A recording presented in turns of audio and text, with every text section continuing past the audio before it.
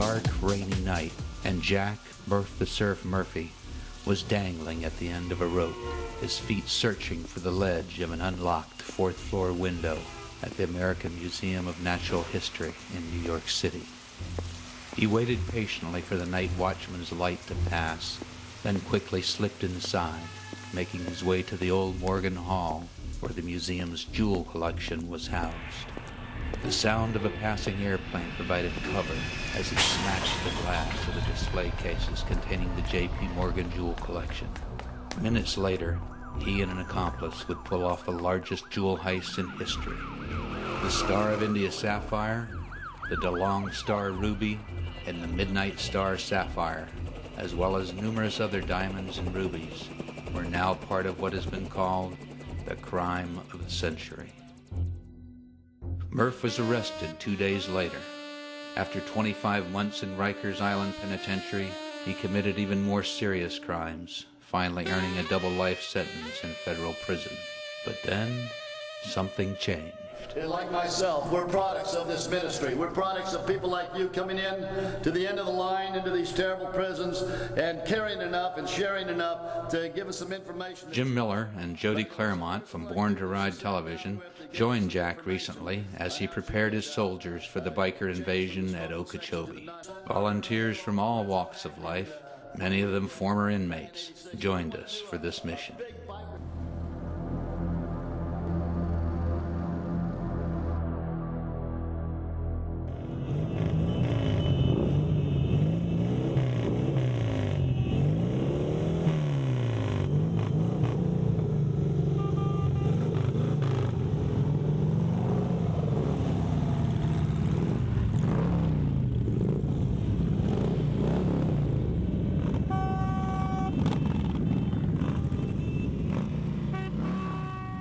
Hi, Jody Claremont here at Okeechobee Correctional Institute with Jack, Murph the Surf Murphy. Jack, how does it feel to be back in prison? I go into so many prisons, it's almost home again for me. Fantastic. I lived up there in the system here for 19 years, did some time in New York, but since I got out of prison, I've been back into over 2,000 prisons all over the world, and so this is sort of home turf for me. What are we going to see here today? We have a great program. This is a Bill Glass Day of Champions. When I was at Florida State Prison, Bill Glass had just wrapped up a professional football career with the Cleveland Browns, and he came with some athletes and entertainers into the big prison yard at Florida State Prison, and the whole compound came out to see the programs. And I was on the yard there at Florida State Prison with Roger Staubach from the Dallas Cowboys and these other weightlifters and karate champions, and I know the impact that these programs have. Then when I was transferred to Rayford, Bill Glass came back then, and now I'm the international director for Bill Glass. I've worked with him for 18 years, and I go into prisons all over America, but I just came out of prisons in Lima, Peru, Honduras, Dominican Republic, Africa, England, and I'm in Puerto Rico all the time in the prisons there. So I'm a product of this kind of a ministry. I'm a product of people who care enough to come in and give you some information that really works in your life. When we come into on a weekend of champions like this, or a day of champions, when we bring these motorcycles, in a minute we're going to have 30 motorcycles come down the main street here at this Okeechobee Penitentiary, but also we have motorcycles at the Moorhaven Prison, at the Martin Correctional Institution, and at a private girls' prison right up the road here. We have bikes in there and counselors. We have a lot of counselors. When they come down here, you'll see the hundreds and hundreds of men come out to the yard, to the program. The men will come out and they'll be entertained, they'll be loosened up, and then they'll see the bikes. And this is a Christian motorcycle groups. There's over 500,000 Christian motorcycle members in groups all over America. They'll come down and the guys will come out and talk with them, and they can measure this. They can measure the violence, or the problems, the disciplinary reports that they had to deal with in the 6 months prior to us coming here. And then after we leave, they can measure those same sort of situations, and the enormous reduction in disciplinary problems that saves taxpayers enormous amounts of money, but it makes it a safer place for people to work here. Here's the problem, is that 7 out of 10 men that walk out of a prison in America come back to prison.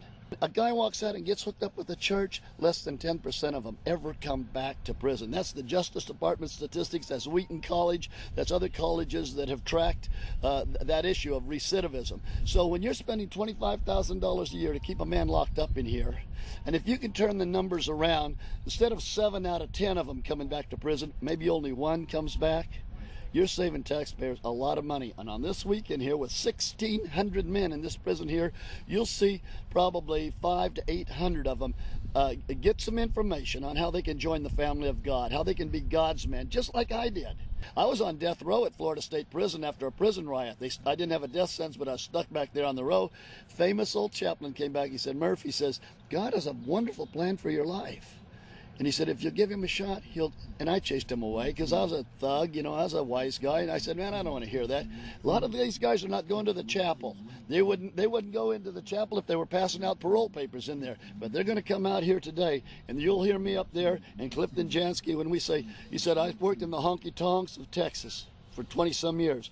Murph was in the prisons for 20-some years. But the same thing happened to both of us. Jesus Christ touched our heart, changed our life, and we're here to share that. I said, have you ever seen a prison cemetery? And I said, no. And we pulled off the side of the road, and we got out, and we started looking at this prison cemetery right there in Angola. And there was big old cement white crosses about 2 or 3 feet tall. And I started looking for names on those crosses, but you see there were no names on the crosses. All there were prison numbers and the date that person had died. I shared that with my wife, Barbara, who was with me in Nashville this past week and now at home with our daughters, taking care of the house and getting ready for me to return on Sunday night. And I shared that with her, and she said, how sad that a man or a woman could live their whole life on earth, and all they had to show for their days on earth was a white cement cross with a prison number on it. She said, honey, you need to write a song about that. I said, I can't write a song. God's got to give it to me. And I was in my Chevrolet Suburban. Y'all ever heard of those? Huh? Y'all, okay, that's a Texas Cadillac. Amen. And I was driving up to the big town of Itasca, Texas, population 63, I think. You know what I mean? I go to the big towns. And while I was driving up, I stopped in the Elite Cafe in Waco, Texas, right there on I-35 North. I got me a glass of sweet tea. I got me a pen and a napkin, and I wrote this song because God spoke to my heart and said, while some of them men were locked up, they were set free. And they're no longer a number on a white cross. They're a name in the Lamb's Book of Life. And they may know my number, but Jesus knows my name.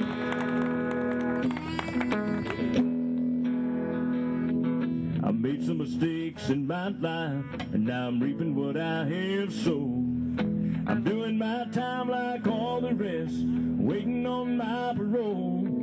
Though I'm still locked up, I've been set free by the blood of the precious Lamb. When Jesus came in, he forgave my sin, and he knows who I am. And they know my number, but Jesus knows my name. I may spend my life behind these bars, but Jesus has loosed my chains. And I'm a new man with a new heart, and I will never be the same. They may know my number, but Jesus knows my name.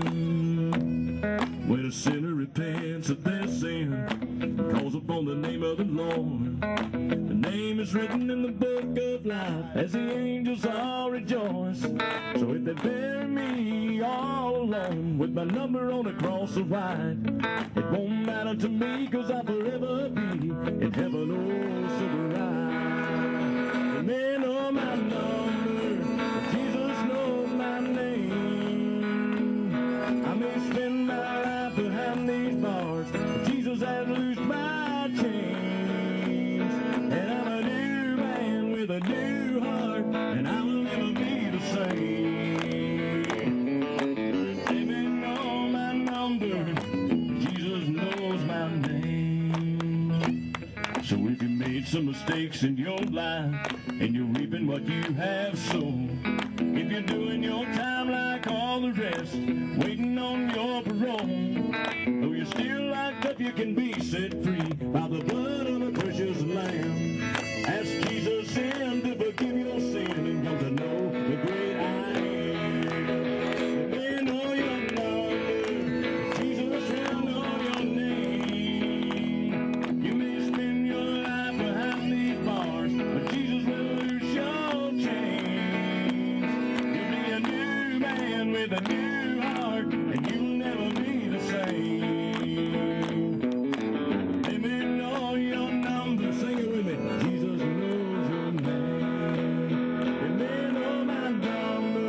but Jesus knows my name. I may spend my life behind these bars, but Jesus has loosed my chain. I'm a new man with a new heart, and with a new heart, and I will never be the same.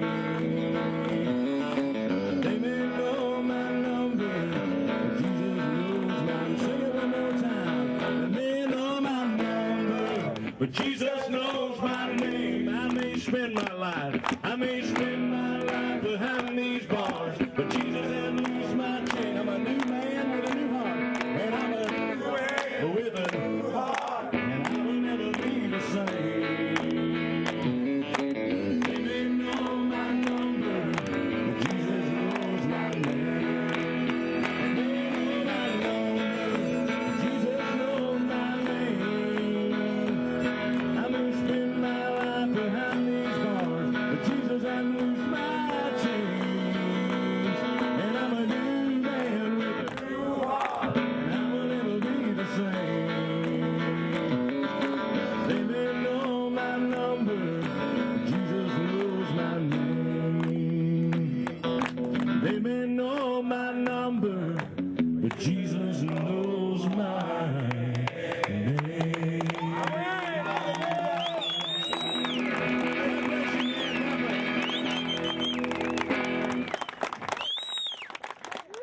We're here with Steve.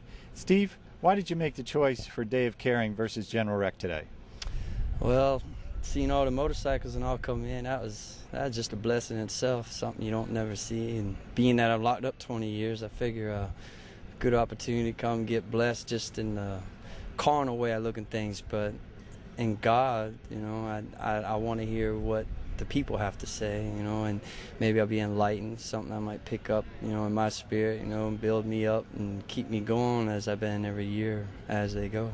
How does it make you feel to have all these people come out and sacrifice their time to bring you some entertainment and joy ministry today? I think it's a real blessing. You know, I look at life as it is, and, you know, to see people to stop, you know, their life and to sacrifice and come out and bless us from their heart, you can basically tell the difference between one coming out grudgingly and then one with a pure heart, you know, and it's a build-up. I think it's something only God can do in a person. I don't think it's a natural impulse. I think it's spiritual. I think it's a blessing, everything that's going on here. Thank you, Steve. Thanks for spending some time with us today. All right. Jesus says, if you'll represent me, I'll represent you. He said, if you'll stand up for me, I'll stand up for you. He said, if you'll confess me before other people, he said, I'll confess you before the Father in heaven. It's a great deal, and it works. Very passionate man. Any closing remarks, Jack, for our viewers? And I learned this. I did over 21 years in prison. Maximum security prisons, death row, the whole thing. And I know a great deal about doing time. And I don't like doing time. But I found out this. It doesn't matter where you're at. Where you're at, you could be sitting in a boat off of Sarasota, you could be sitting in a penthouse or the White House or anywhere. If you're not doing God's business, no matter where you are, you're just doing time. Hi, we're here with Warden Ellis. Warden Ellis, what do you think about today's services and the motorcycle invasion at your facility? It's very exciting to have the inmates to be able to have an opportunity to come in and have opportunity to have staff come in that will actually come out and talk to them. The overall inception of the inmates is that it's a good thing. Had a lot of them thank me today. Fantastic. You've gotten some immediate response from them. We've got some immediate response, and I believe it will carry over. What does it take to put a day of caring like this together? Well, obviously we have to have approval, and once we receive the approval, there's a lot of names that we have to go through to have checks to bring them inside the facility. There's a lot of time for staff to prepare the recreation facility, to bring trailers, equipment in, a lot of search time for the people coming in. But overall, the opportunity to bring something like this about is really a good challenge. Is there anything you'd like to share with our viewers? Just take the opportunity when it's there. This is a good event. This is a good thing to have inside the facility. You don't have these opportunities very often, so it's a good thing to bring in. It's motivating for the inmates. It gives them a chance to see the outside world a little bit, and it gives them opportunities that they may not have otherwise. Thank you, Warden Ellis. We'd really like to thank the staff of the Okeechobee Correctional Facility, especially Captain Eads, Warren Ellis, for helping us today. They have bent over backwards, made things happen that I don't think normally get to happen during a function like this, and have been very helpful to us. Stay tuned for more Born to Ride.